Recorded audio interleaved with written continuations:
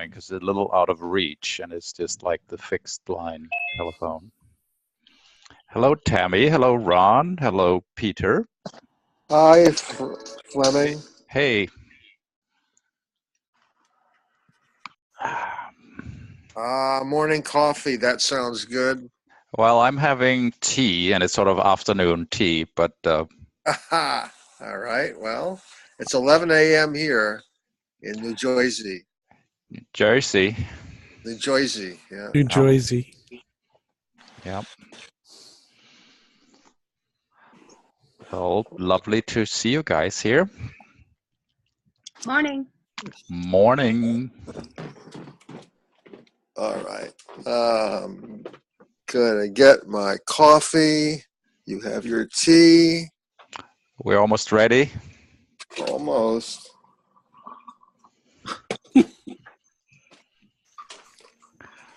So I'll bring up our topic. So the idea here, we've done somewhat similar things before, but the idea is to take time to examine what happens when somebody speaks, like when you speak, when I speak, when somebody else speaks, what goes on when we're listening, and the little things that might either rub us the wrong way. Well, rub us the right way, that would be even better, but things that was a slip of the Good, tongue. good. So things that rub us the right way, we will notice.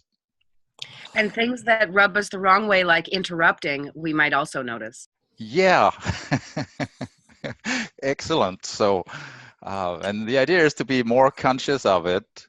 Wow, that's cool, Peter. What the hell is it? It's a golden. That's my 3D print of oh, it's a Ganesh. Ganesh. Oh, super cool. It's Wow. all golden. I like it. I airbrushed it. Wow. Here's the miniature. I did this one first just to see if it would work. Okay. Well, the golden certainly works for it. Yeah. You can see the detail better that way. Yeah, very neat. Hi, Heidi. So the idea is that whatever we do, we notice what happens, like here, for example, and they could take various shapes that we sort of stop after a little interaction and we see, well, how did that work? What actually went on for us? And it might be different for different people, which kinds of ways of speaking or interrupting or whatever happens will work for us and which will not. So it's to get a little deeper into that. So let's just start right here with what just happened. So like I started to explain it, then I noticed Peter's printed Ganesh, and then I interrupted myself, and then we talked about that. Well, I'm cool with that, but I don't know. I personally, I don't have so much of a problem with interruption if it somehow adds to the story or something, even if it's a little bit random. So I make some. If we're already friends, pretty much, then sometimes the interruptions are just kind of like call and respond or interaction. You know, it can go bad, but sometimes it's a good thing. Yeah, but I'd like to kind of understand how it goes well and how it doesn't. So Right. like here, somebody adds an element, like Peter puts the camera on his Ganesh, and I think that adds value. We could comment on it or not, but I kind of like sort of an added dimension to it. Hi, Sophie. Yeah. So that's a little different from sort of interrupting with some sort of personal agenda or something. I mean, like in other ways, it might not work if somebody interrupts because we're not talking about what they want to talk about or something. I don't know.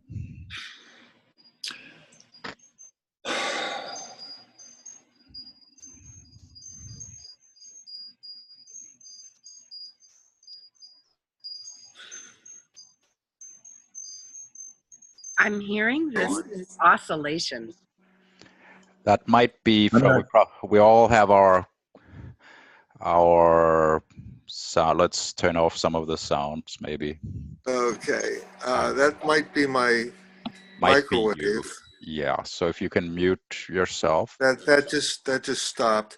Anyhow, I wanted to talk about interruptions, if I can interrupt you. Yeah, Um, you're interrupting Ron's very slow interruption. No, it's too late for interrupting. Oh, I see. You missed it.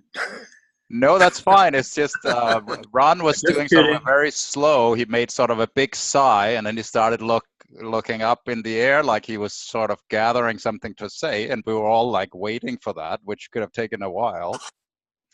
It's sort of a slow, Oh, low-key way Well, of. that's interesting because I do that a lot, and I'm not necessarily going to come up with something to say. I just know. do that anyway. Huh? So No, sometimes you go on do. without me if that happens. Sometimes it's worth it, but it's interesting as a This is the dramatic. interruption game. Well, A what? it's an interruption game. Well, Yeah. if it's not too much, it could be interesting, and it could be interesting to sort of draw attention to oneself with a big sigh and a pregnant pause. But it's probably best if you actually do come up with something. Oh, I had no intention even of coming up with something. I just do that.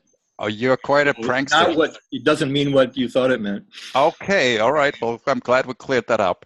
Anyway, Peter started to interrupt, so you probably have something ready to say, Peter. I did want to share that my mom is always cutting me off when I try to say something because she doesn't hear very well. So I find myself in a period of frustration quite frequently trying to have a decent conversation with my dear mom because she's always shutting me off before I even get my words out. Anybody else have that situation? No, I guess. Well, I recognize it. I don't think I have it with anybody currently in my life particularly, but that sort of sucks. Yeah, it's like My you mom can't has really passed, communicate. but she certainly, my mom has passed, but she certainly resembled that comment. Ah, there you go. Just wondering. Oh, I wonder who. Well, I'm done interrupting, so you're welcome to carry on, nurse. Well, it's not quite clear what you're interrupting, so it might not even be an interruption. Ah, perhaps not then. Let's see, my morning coffee is done. I'm screwing my laser back together after fixing my laser. Okay. And it works. That's a pretty cool laser. Yeah, but the beam is not bright. You know, the beam is spread out. There's a little lens in there. I had the laser in my car, and it's very cold here, and the little lens broke free of its glue. So I'm trying to glue it back so that it does the right thing, but it's not working. Oh, there we go. That's better. All right. I like it. It's interesting. You can see the beam. Yeah, you see it through the air. Yeah, and it's relatively bright in here. That's pretty interesting. So now with the speaking thing, I guess what I'm hoping to accomplish, or what I'd like to accomplish, is that, again, I might call it efficiency, but that, like, when somebody says something, it's really what they want to say, and they know what they're saying, and it somehow adds value. And when we change track or we respond or something else evolves out of it, that somebody has a sense of that it's useful, and it takes us somewhere. So so in the search for making conversation or speaking, listening more useful, again, it's I don't have to couch it in productivity terms, but I just noticed there's, like, sometimes some things are more useful than others, or more productive, or more generative. And almost all of us have some kind of little bad habits where we might talk when we don't have all that much to say, or we might not listen where maybe we should have. So if there are ways of being more aware of that, And for me, that's in part to get closer or get better at the group flow, that we're doing it together. So we're aware of the little sort of signs of what happens with others and in the group, so that we can more move into a certain super fluidity in terms of our interaction, where we spend less time sort of idling and we can more get to whatever it is we should do or talk about. So Harry has posted a conversation or a panel discussion where Jordan Peterson says, say what you think. Speak your truth, because it is risky, but it's more risky not to say the truth. Or you pay more, let's say, or you pay anyway for what you are doing, what you are saying. But when you say the truth, it brings you further than when you say a lie. So I found it very interesting that he posted it, and I'm sorry that he's not here. And I totally agree with Jordan Peterson and with Harry in posting it. That's maybe, however, easier said than done. Like, the next question is, well, then what is your truth? Like, I might say things like that too, that's like, we just need to say what it is we want to say and say the truth. And then somebody will ask, well, what is it you want to say? And then I go blank, because I don't have it ready to go. And I don't think that the truth either is just sort of a packaged like elevator pitch necessarily. It's might be something that's evolving, that's more dynamic. So I consider this also a search for, well, how do we do that better? What's in the way? How can we just say the truth? And I notice for myself, even though I'm extremely dedicated to that principle of saying the truth, of saying your truth and living it, I don't necessarily do it that or very intensively. Like, I probably spend more time sort of looking for it or sort of waiting for it or something like that. Like, ideally, I would want to be sort of burning with passion all the time and saying the things I want to say and doing the things I want to do. But a lot of the time, I'm more sort of idling. And it's not for lack of willingness, but sometimes it's not necessarily clear to ourselves where our path of truth is at the moment. What I understand is, at least don't lie when you know what you say is a lie. And this, I find, is a very, very good guideline. Even if you don't know what you want to say, but at least don't say what you really know. That's not right.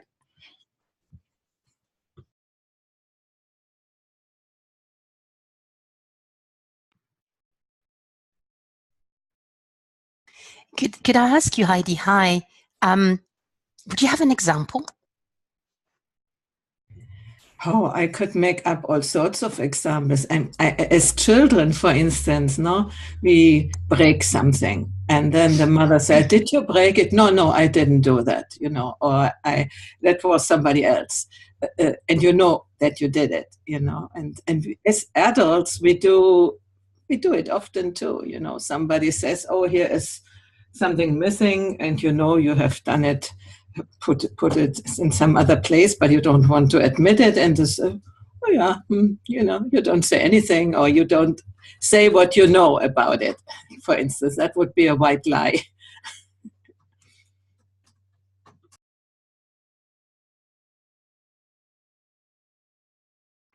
So that's consciously lying. Okay, so you're not saying consciously lying or not saying what would be helpful to the other person, and you just don't say it, And I think the helpfulness is important. But Fleming, you said before, you would like to say everything. I think speaking your truth is good, but you need also to find the right moment when another person can handle that. So just going out alone, that's my truth. Okay, but it's not really what is meant with that. Well, I think part of Jordan Peterson's intent with it is to not hold yourself back from the things you see and that you want to say just because it might not be entirely politically correct, or people are maybe not going to like it, or some people are going to misunderstand it. So if you really have some clear thoughts of what you think and what you feel and what you want to say, you should probably say it, even if it will create some trouble. I think that's sort of his main point, which I agree with. Yeah, but also in the normal living together, you know, it's much better to say the truth. For instance, when your spouse asks you, is this your new girlfriend or something? You say, no, I never do that. And later on, it comes out that it is your new girlfriend and you have lied. That's much worse than when you say, you know, we have to talk together and blah, blah. I was feeling into, I want to put timing into our pool of meaning. In feeling, you know, for me, what is my next time to speak? You know, how am I understanding what has been said, and how can I like put it, have the sense of timing, which requires presence in resonance with the group. So I think for me, what I've been learning most in these spaces is to be with the timing. And of course, who knows what's going to happen out there in all the other squares. I have to just pay attention and then have either, well, the courage to be like, okay, it's time, now's the moment, but also the clarity of what the heck I'm going to say. And because I'm biologizing what you all are saying and having my own thoughts at the same time. So it's a bit of a spaghetti and kind of wending the way.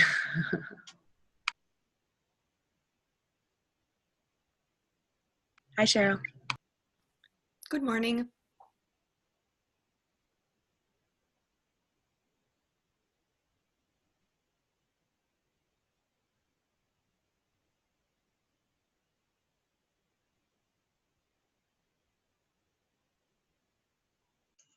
I agree very much with the timing thing. And also for myself, it's not that there's a lot of things I'm sort of burning to say. Like just by myself, I'm sort of content, and there's not a lot that wants to get out my truth. It's not like a lot of unsaid things that I'm not saying. It depends on the context. Something I need to respond to something, so sort of something needs to happen, or somebody needs to listen or be interested in a particular something that triggers something for me. But it's not like I have a book in my head ready to come out that I'm hiding or something like that. So so that also speaks to sort of finding a time where, oh, I have maybe a piece of that, or I see something here, I perceive something, let me share that. Maybe nobody else sees that. So it's more like that, I think, for me.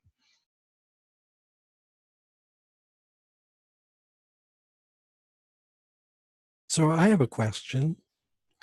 At least in my experience, there was a particular time and conversation that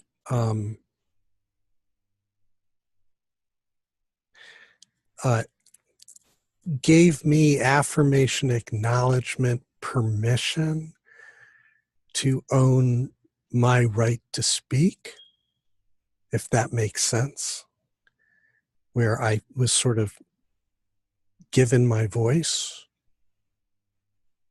And I'm curious whether anybody else had that experience and remembers when they connected those dots and realized that they had a voice and they owned it and they were entitled to their seat at the table.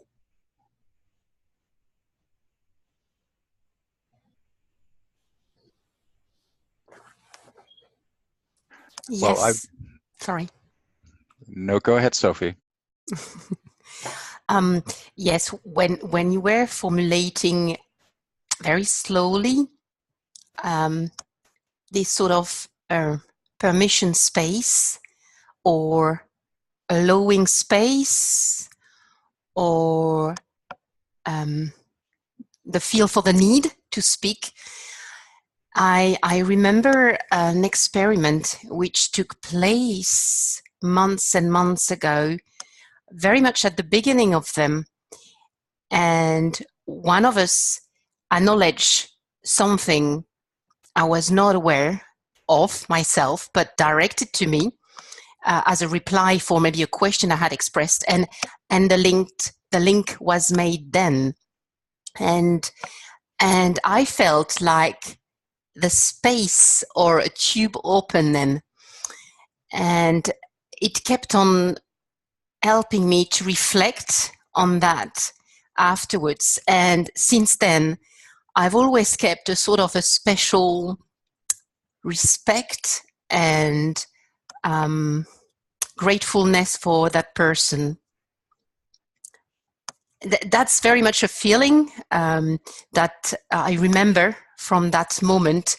Might not have been longer than 30 seconds, but I connected to that scene, that moment when you were explaining it.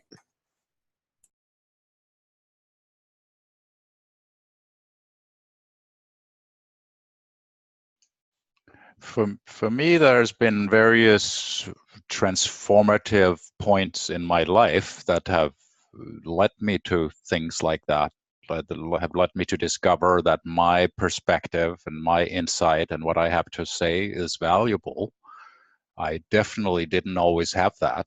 Like, I've spent many years following other people and trying to figure out what's the right thing to do, and studying and listening. But at some point I realized, after actually in a point of crisis, that actually a lot of these things I had been sort of following, and gurus and authorities of various kinds, that really, well, it didn't really, it's not that they had the answer. It led me places, but it's not like that was really where I needed to go. So I somehow realized that I myself can look and feel and think and say something about it, and that's both interesting and valuable to myself and to others. And that was quite a big revelation. I guess I was around 35 or something like that when I made that kind of major realization in my life, where I realized that really it's kind of simple, because it also meant I could sort of relax with it. I didn't have to try to measure myself against whether I did it right according to somebody's system. It's more like, if there's something I don't know, I can admit it. I don't know, but let's look together, and I'm perfectly happy with that.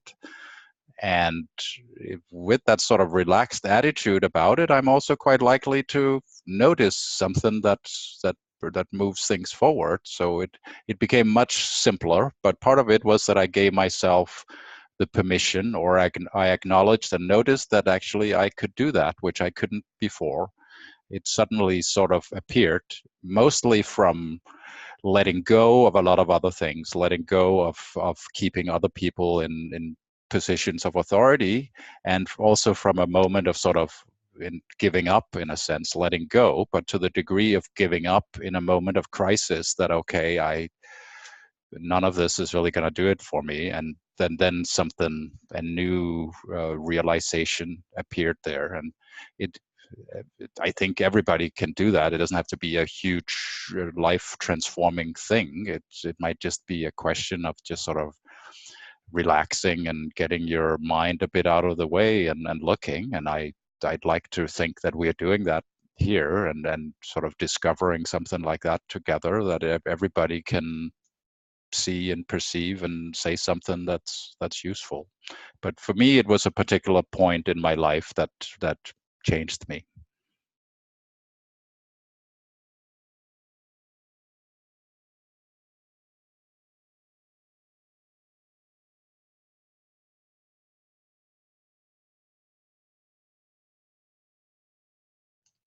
And I'm enjoying Cheryl's laundry changing. It's really cool. No, keep going.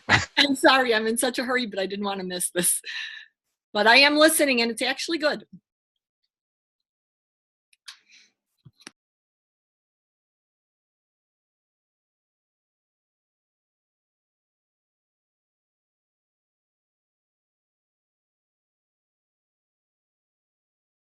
I think there's a brilliant metaphor. In this corner of the screen, watching you, Cheryl, doing the cleaning. And the metaphor the metaphor I see and think of is that we're like doing a kind of general cleaning right now. It's going back to the past and thinking about reflecting on ourselves, and hopefully we'll have some clear water to rinse the clean washing.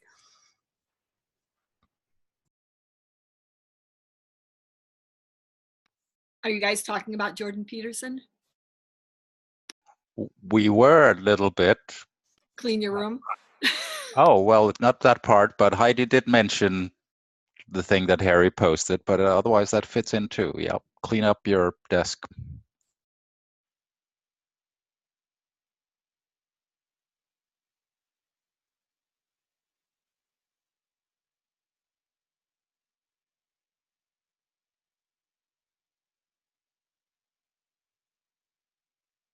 I find it sort of fascinating to look into other people's houses and see them work there. I actually get a kick out of it too. You can get to know somebody a little bit. Welcome to the best room in the house. Very orderly there. It's you got the message. Clean up your laundry place. Oh, you guys don't have the right view here. Oh, that looks very, It's not that clean. In my house, it would be like this: a heap of old things which need to go in the washing machine. No tidy, neat baskets. You got a lot of laundry baskets. I noticed that. In my house, there's sort of a scarcity of them. There's like 2 or 3. So either it's all full, or it's on the way down to the laundry room, or on the way back standing on the stairs. But I just realized you could just have more of them so that you always had a ready laundry. Sort. You were short? You always short? I sort them. I sort all the colors. How mundane. Anyway, I remember the first time I felt my voice. I think I was just born. Seriously, I always thought that I was entitled to join in that conversation, really. And then you get to the age of the insecurity in your teenage years, and then you feel like you better watch out what you say because there's so much scrutiny.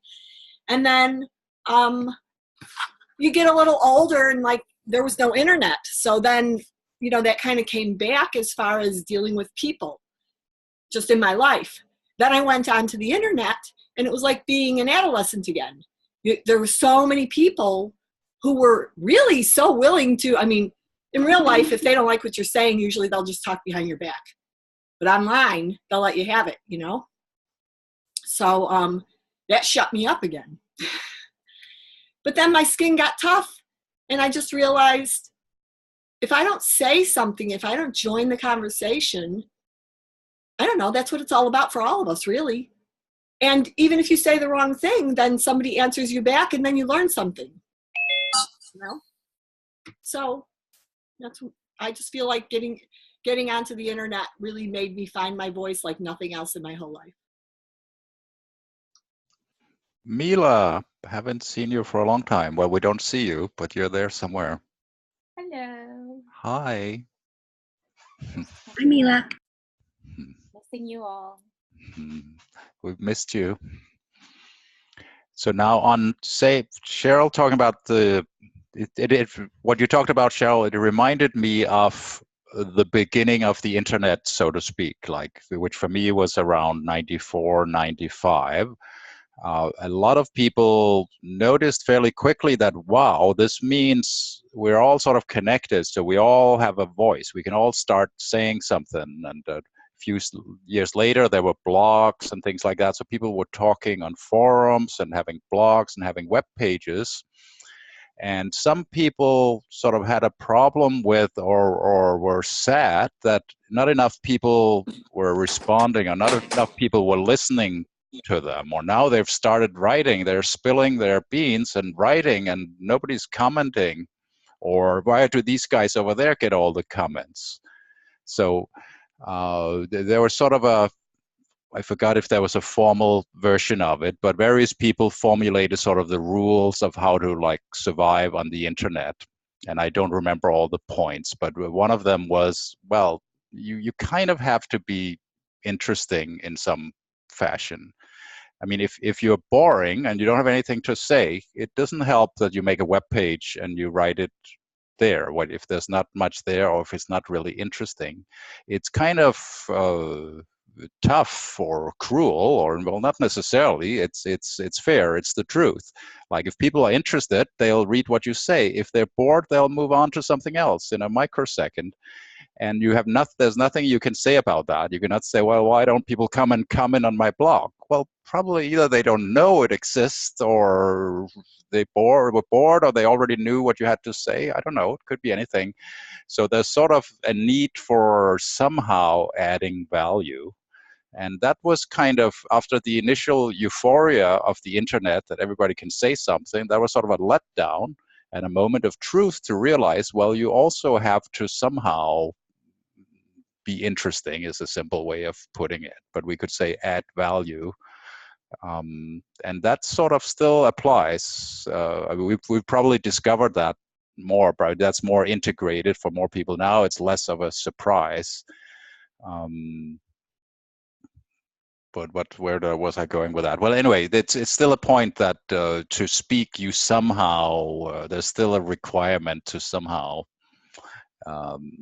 be interesting to whoever's listening. So I want to drop into, I had a challenging, I was going over the, some of the past history of the conversation experiments last night. I was kind of going through the thread and looking at it. And back in September or something like that last year, there was a session that I was totally turned off by. And it actually stopped me from coming for months. And it was the one with the random other people. The chat roulette version, yes. Yeah, chat roulette, that's right. And I was looking at it and I was like, that bounced me off. I was like, I do not want to see dicks on a screen. I just don't want to be exposed to porn in this space, because this space is a really safe space for me, and that's not what I want to choose to see. And also over the next few months I was really busy, but I noticed that it took me months and months and months to be like, okay, I can trust this place again. I want to put that in our pool of meaning somehow. It's been in me, so I don't know exactly where it fits, but I wanted to share that. Tammy, was there porn? I'll explain the experiment. I'll explain the experiment, but it's important to talk about whether it feels safe and why and how not. The experiment and the idea of it was, well, here we sort of know each other, but what if we bring sort of random people in there? Like we're okay talking with each other who more or less know each other, but what if they're completely random people? How would that work?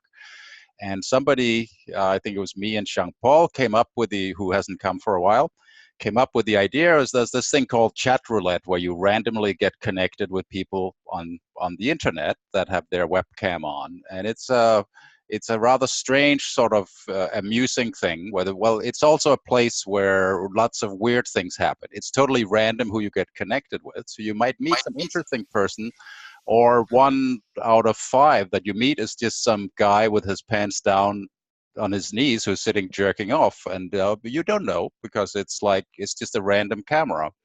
But it's kind of the reality of it, that some guys think that that's what somebody wants to see, and that's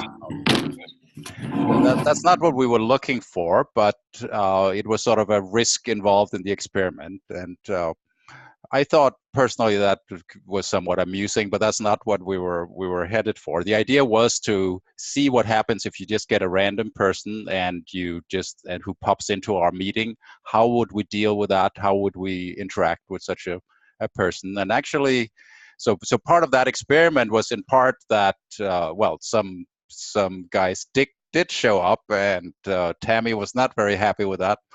And we sort of quickly moved on, and eventually we did get to a guy that actually we had trouble getting the sound and the thing wired up, that it was actually technically difficult to do. But we did actually end up with a guy who was very intrigued by having ended up in our meeting, that we had a little conversation with, and that was actually quite enlightening, and it sort of ended quite well. But it was a little bit maybe more chaos than we normally would invite in here, and it did possibly transgress over some boundaries. So we should discuss it, like if that makes any of us feel sort of unsafe, or that it's not a safe place to be, then that's a problem.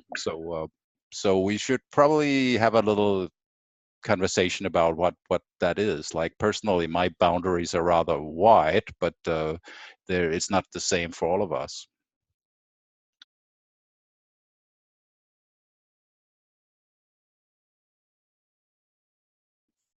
I now know what you're talking about. Never did it, but the kids told me.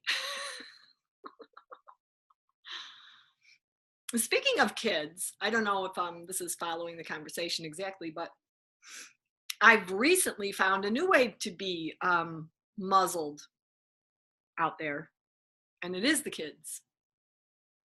For instance, I posted something the other day, maybe 2 days ago, and my son, who's awfully busy, wasn't too busy to hop on and, "Mom, you're embarrassing me. You're this is hideous. This is no critical thinking. This is stupid. You look like an idiot," blah, blah, blah. And I did erase it for his sake. Now I'm figuring out how to technically eliminate him and anyone he knows from what I say. And I actually was wrong and he was right. But I don't know. It was kind of like, I don't know. Sometimes I just wish that I could be totally free to just say what I want to say, because I am willing to listen and I am willing to hear the rebuttal and learn and even change my opinion. But I need to speak. I mean, somebody posted something. Oh, I know who it was. You guys don't know him, Preston. He posted a blurb from Jordan Peterson about the woman, being in the house and not speaking and not saying her mind. And I don't know, I wish I could find the quote. I'll throw it in there. But I identified with that so much because that had just happened to me like 5 minutes before. And I was just sitting here blubbering on the chair because it's like, if I can't say things, if I can't be out there, if I can't talk and be free, might as well be dead already, because all I do is clean my house then, and do my work. And, it's like you're irrelevant.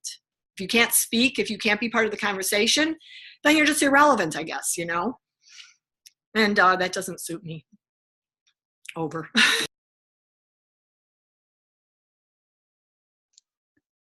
So, well, I guess there are various ways that it can feel unsafe to speak or to show up in a group. Like, overall, like when can somebody stop you just by leaving a nasty comment or telling you look stupid, or by bringing in something in the conversation that you just don't want there? That's sex and violence could be some examples, or just how would this meeting work if somebody showed up here who really was extremely angry about something totally unrelated, like not necessarily about us, but somebody who shows up who's really unpleasant to be with. If it's just one person, maybe we can handle it. What if like 5 people show up in this meeting who are really angry about some issue that I don't know. I mean, there's some boundaries where like it might like when does it become unsafe? I mean, I'm hoping for a way of being and a way of making a space where it will always be safe just by being present, but I can certainly in no way guarantee that that cannot be destroyed by somebody strongly enough letting us know that we look stupid, or like bringing something into it that somehow is hard to deal with.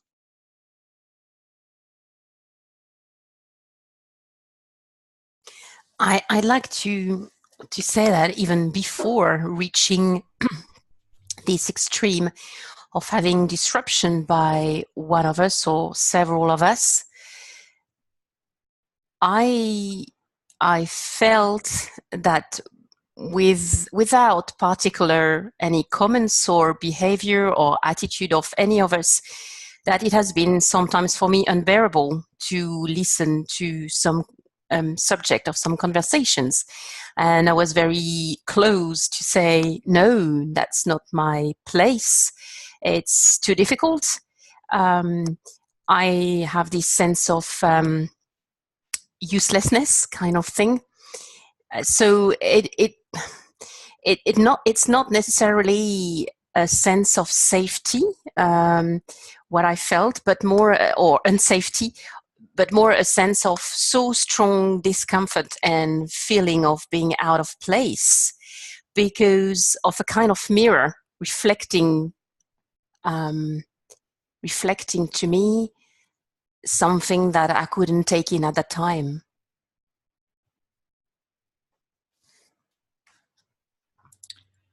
For me, it's interesting, how do I respond to these situations, which I really don't like.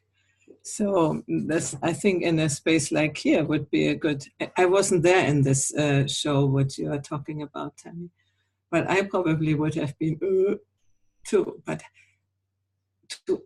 to go deeper and ask why, and what is it that I, first of all, what is my inner feeling and why am I responding to that? And then how we, as you said, Fleming, how can we handle this in a group? This is, I find it super interesting to figure that out, because that's not easy at all. It's like real life, I would say. And I just want to put my finger on that. It's not really safety. It's an element, but more what happened was that how I spend my time and attention is really important to me. And when that happened and the group responded without really having, like, I just really didn't want to see more dicks on the screen. And the group didn't respond to receive that in that moment. And so that's more what it was for me, was that what I was shown was that was welcome. And so rather than not feeling safe exactly, I was making choices to spend my time and attention in a way that you know, I just didn't want to have that experience again. And so it was more subtle than that. It was like, do I really want to do that? I don't think so. So, well, it brings up sort of, if one of us, any one of us, has some point of veto, like meaning if we transcend this boundary, that's not for me, I'm out of here. And that might be various kinds of ways and subjects, that the degree to which it's uncomfortable, or stepping on some some strongly held beliefs, or it could be a variety of things, but that's probably very hard to deal with.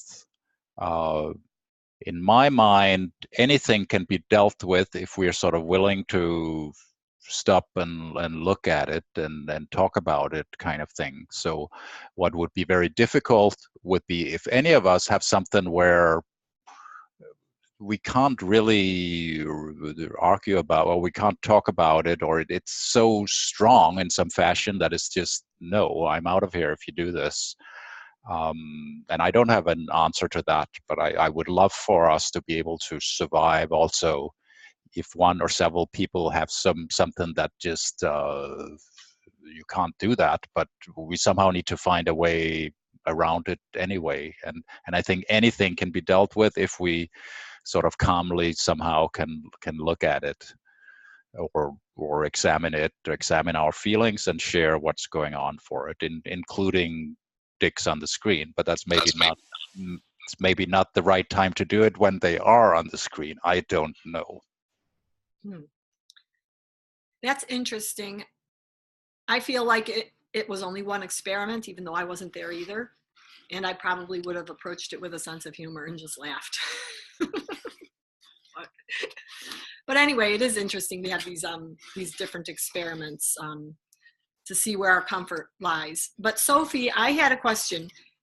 Could you be a little more specific about what made you uncomfortable if it wasn't something like that, like the category of what it was, or what? Yeah, it was not really related to dicks on the screen. But one of the subjects that might have been brought in either before or after that sessions about death. And that was not the right time for me.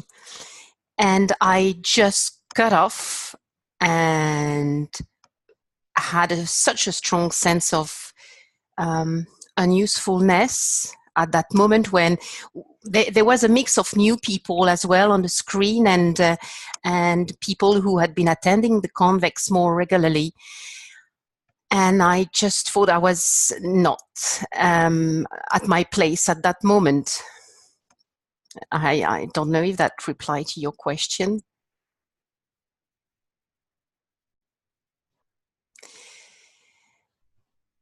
But then I've got to say that I probably wanted an escape and wanted to have time to reflect on why, and I was like oscillating between why is that so strong after attending so many Convex? Why is it happening on that subject? And why am I reacting like that? And I wasn't ready of, how do you say in English? Stop it completely. I was very much scared of taking time to reflect and probably protect and coming back. So this sort of confusion and shared willingness to escape or to come in was not comfortable. But I did overcame it one way or another. And it seems quite logical to me, even if it's difficult to anticipate that. Would the subject be brought in again? I probably will have a different reaction.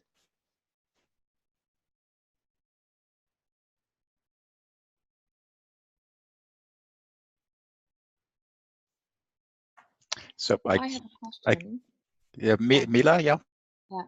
So because this is an experiment, obviously there's elements that we're going to be, as an experiment, there's certain elements of uncertainty that may go beyond all or individual comfort zones. Where do we draw the line? How do we draw the line as a group?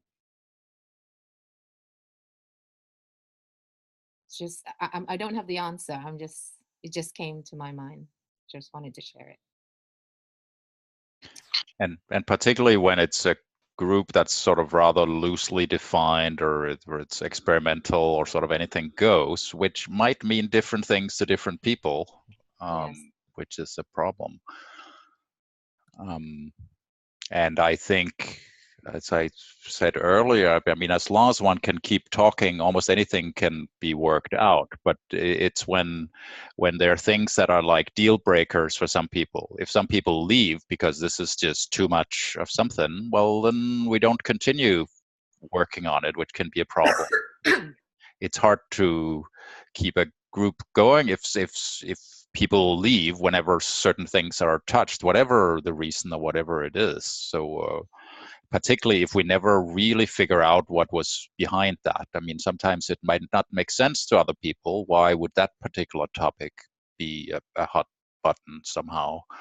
Then I don't have an answer either, but it's generally a problem for developing a group, I think, if you don't know where the hot buttons are, like various people will sort of be triggered from one thing or the other. Well, how do you deal with that? So this is a place where I spend a lot of time thinking. And I think there's a reflex or tendency to look for the prescriptive, to look for lines to draw. And Harry, I'm not talking about you. And I think that it's not about, it's meta relative to that. It's not about prescription. It's about what are the shared values that inform or guide individual and collective response and reaction. Because what I heard in Tammy's share was, it actually wasn't the dick on the screen. It was the fact that when she expressed how distressing that was, there was no collective response acknowledging what she shared. And that at the end of the day, the point of contact, the place where the rubber meets the road, in terms of Fleming, your point about as long as people can talk, there's always a way to get to the other side. But the flip side of that is it's critical that everybody gets heard. And that's a values-driven thing, I think, from the standpoint of whatever anybody has to share or contribute. Is it given? Is it honored and given its place, and given its response? The thing that gave me my voice was somebody sitting across from me who said, I've found you through, at that point, I didn't post anything as source. It was always comment and response framed. But my comments can get sort of long. And this person had gone through 3 or 4 different conversations, threads, places, groups, exchanges, whatever, and really taken the time to survey a lot of what I had shared in bits and pieces all over the place and put those breadcrumbs together and came back and said, I'm not sure whether I'm getting what you're doing and what you're thinking, but if I am, then I would really like to have a conversation with you. I want to hear more about that. And it was being heard. Like, even despite my hiding from being heard because I was distributing it obliquely. And I was like, wow.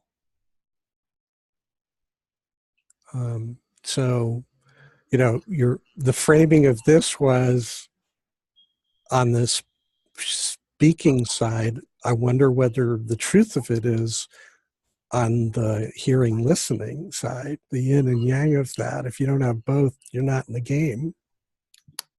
I'm complete.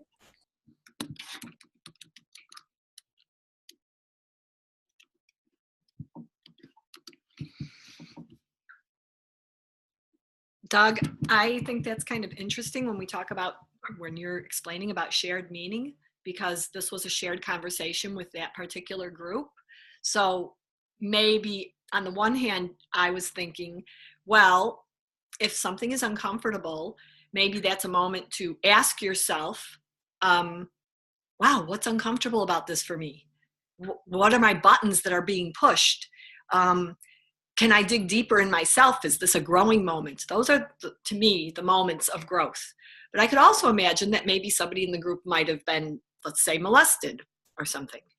Well, that maybe they're just not ready for that, and maybe they never will be, and that's okay too. So in that case, I guess you could either take yourself out of the group for that day and let the experiment continue without you, or the shared meaning thing. Do we all decide not to alienate somebody and then just put that aside and just do other things at that moment? And I don't know the answer to that, but it's an interesting question to ask for a group like this. Over.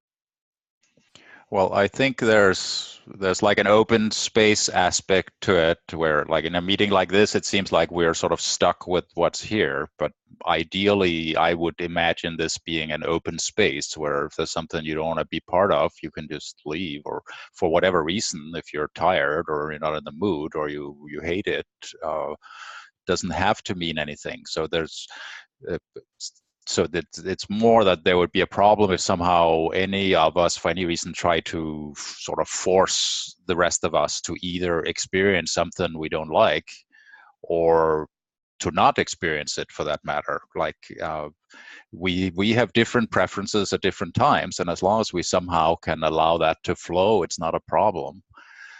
Like in open space conferences, I've been in a few of them where I've noticed the only time that sort of doesn't work is indeed if somebody insists on, no, I don't want any Republicans at this conference at all, they should all leave. Or somebody insists, you all need to hear this important issue that I think is important. We need to take care of the children. Everybody should know that. So you must all listen to this. So you can't leave. Which, well, that doesn't really work. I mean, we somehow need to have the freedom to move freely. So that's in part an answer to this. Nobody has to be present for anything and for everything. Nobody has to be forced to process their reluctance to do that either. If one is ready for it, that might be a good time, and we might be available for helping with that, but maybe not. Maybe there's a reason for it that never gets resolved, and maybe it doesn't have to. Maybe one just hates violence, whatever it is, so one doesn't want to see any signs of it, and that's maybe okay. So anyway, just a possible answer is more open spaciness in conversation.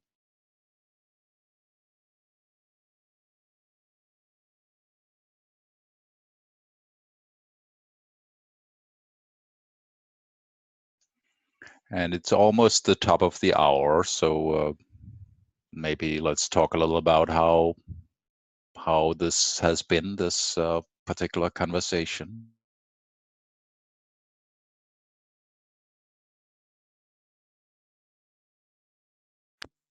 I loved it. I wish I was here for the whole thing.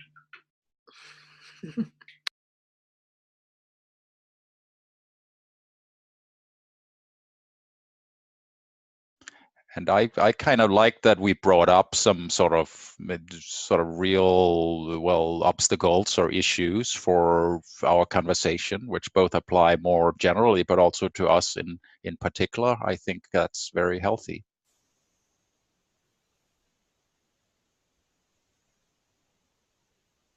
Guess I'd just like to put a plug in for listening.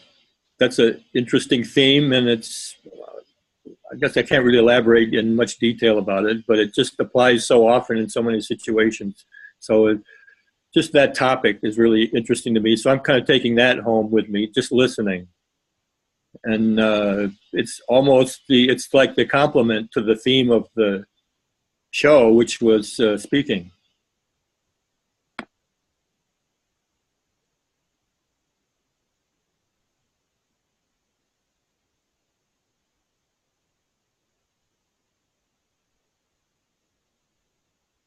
I just still feel it was another example of how a group where I believe there is trust and there is a deep understanding, or at least deeper than in most of the situation I can refer to, or groups I can refer to.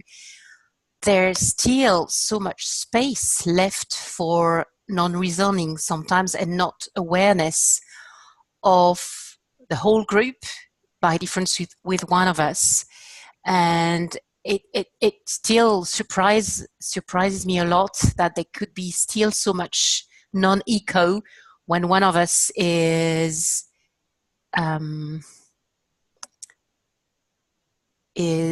unhappy and expressing it, and that the others won't detect that. I'm still surprised. I'm still surprised. Realizing that with this trust, nevertheless.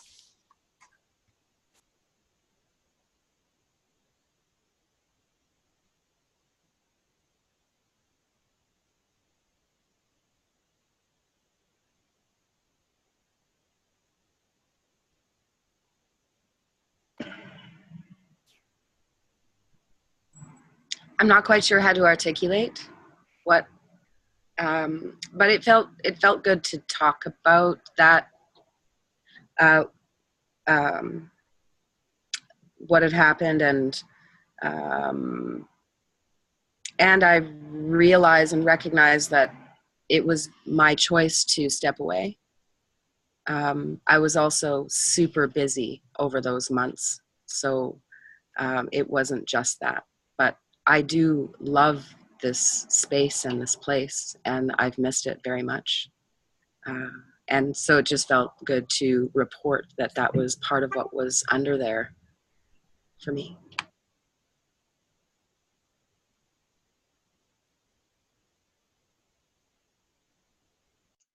We've sometimes had experiments where at least I have tried to make it about things that we can't talk about, like which if that's the stated topic, we often don't necessarily go very deep. Like we'll bring up some. I mean, we're usually not very able to talk about the things we really have a problem with, or that really we have a hard time getting close to. So it's nice to.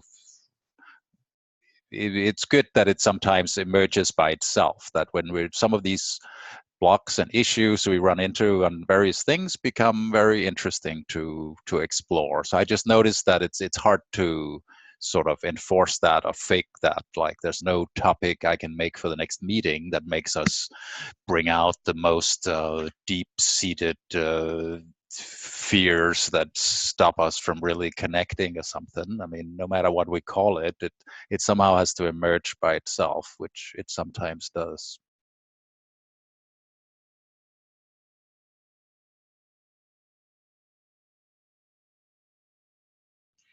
Any other concluding remarks?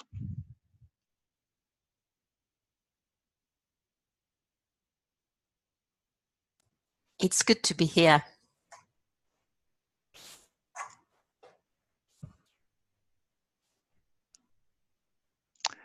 I think so too. So anyway, thank you all for coming, making this another great conversation, and hope to see you again some other time for something else. Bye, Kitty. Bye, Kitty.